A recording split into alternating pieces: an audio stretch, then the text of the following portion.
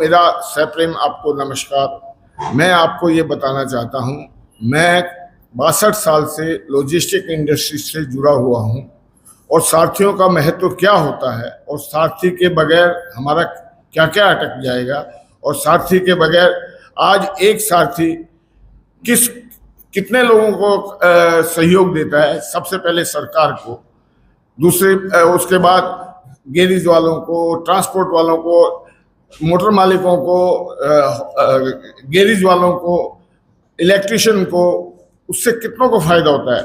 और उस सारथी और एक सारथी मिनिमम 1 लाख से लेकर 10 लाख रुपए तक सरकार को हर साल देता है। अगर आप ये बताइए, जब वो इतना पैसा सरकार से उसको मिलता है, सरकार उसको उस एवज में क्या देती है? उस एवज में उसको देती है रोड पे त्रास, पुलिस वाला मर्जिया जहाँ रोक लेता है वो उसको एक करके पिटाई भी करता है, सब कुछ करता है। ये क्यों होता है? ये इसलिए होता है क्योंकि साथियों में संगठन नहीं है। और डे बाय डे, बीच में आपको ख्याल होगा 2023 दिसंबर में एक कानून बना था। उस कानून का ध्येय था कि भाई सारथी संभल के काम करें वो, पर उसको जो यूज करने वाले पुलिस वाले या आरटीओ उसका मिसयूज कितना करते हैं कि अगर मान लो किसी से छोटा भी हादसा हो जाता है, पहले पुलिस वाला 1000 रुपये रिपोर्ट मांगता था तो अभी उसको 50,000 चाहिए।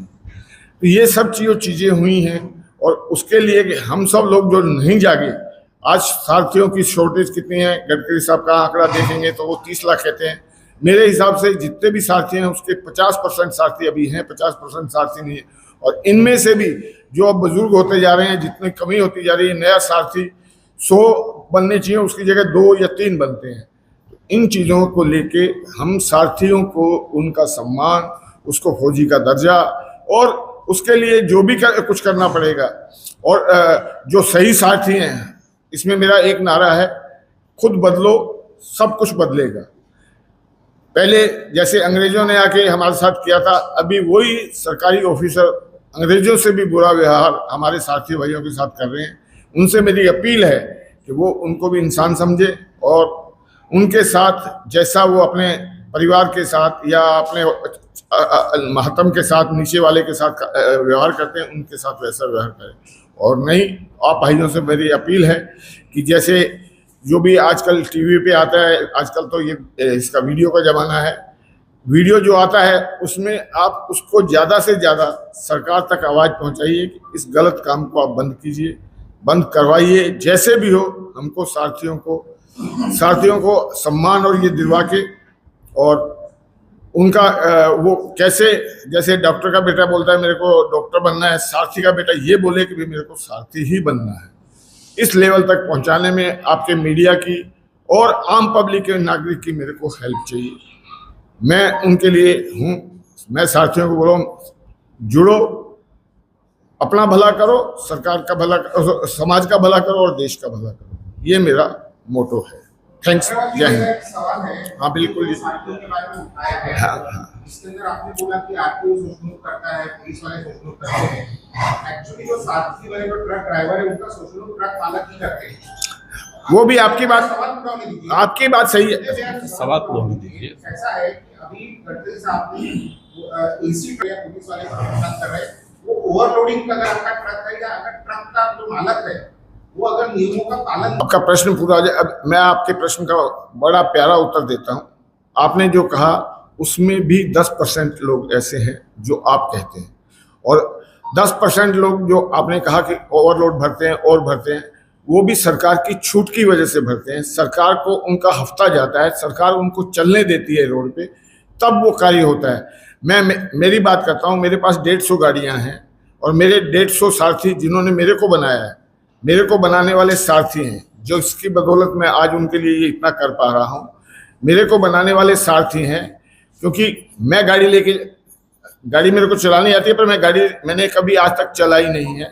तो जो सारथी महत्व करते हैं, तो सभी उंगलियां बराबर नहीं होती। आपको ये भी पता है कि जहाँ अच्छाई होती है वहाँ बुराई होती है, पर बुराई का रेशो कम हो या न जैसा हो तो चलता है। पर अब बुराई का रेशो ज़्यादा है और अच्छाई का रेशो कम है। मैं ऐसा जानता हूं कि आप बोलते हो जो गलत लोग काम करते हैं उन्हीं का डर दिखा के सही लोगों से भी वही व्यवहार किया जाता है पुलिस का, आरटीओ का, सबका। उसको कैसे अंकुश लगाया जाए वो मैं मीडिया भाई से मेरा प्रश्न है कि उसको कैसे सोल्यूशन किया जाए वो आप लोग बताइए। पॉलिसी के लिए फिर आपने गवर्नमेंट से फिर पत्र व्यवहार या गडकरी साहब से मिलकर ये बातें क्यों नहीं की? जो गडकरी साहब को और फर्नांडिस साहब को हम पहले महाराष्ट्र को स्वच्छ करना चाहते हैं। गडकरी साहब को, फर्नांडिस को जो लेटर हमने लिखा है वो आपको दिया गया है, आप उसको पढ़ लीजिए, उसको समझ लीजिए। हमको उसमें और क्या आगे करना है वो बताइएगा। ड्राइवरों के लिए अभी तक कोई पॉलिसी नहीं बनी है, कोई पॉलिसी नहीं है, बनी नहीं है ना। और ये बात है, यूनिट पे सवाल किया, ये भी बात सही है, क्योंकि आप जो बोल रहे कि 10% की बात नहीं कर सकते आप, जहाँ पे वाकई मेरा प्रश्न ये उत्तर है कि मैं 62 साल से इस इंडस्ट्री में हूँ। मैं जब 18 साल का बच्चा था तब इस इंडस्ट्री में आके काम करने लगा था। आज मैं 81 साल पूरे कर चुका हूँ और मेरा जो अनुभव है, मेरा जो है, मैंने सरकार को, मोदी जी तक को यहाँ तक लिखा है कि जो उनका अनुभव है, जिन्होंने इस लाइन में पसार हुए हैं, उनकी एक संस्था बनाइए, उनसे पूछिए और उनकी संस्था से आप हेल्प लेके, और जो आपको ठीक लगे, अच्छा लगे, देश के लिए और सारथी के लिए अच्छा है, उसको लागू कीजिए।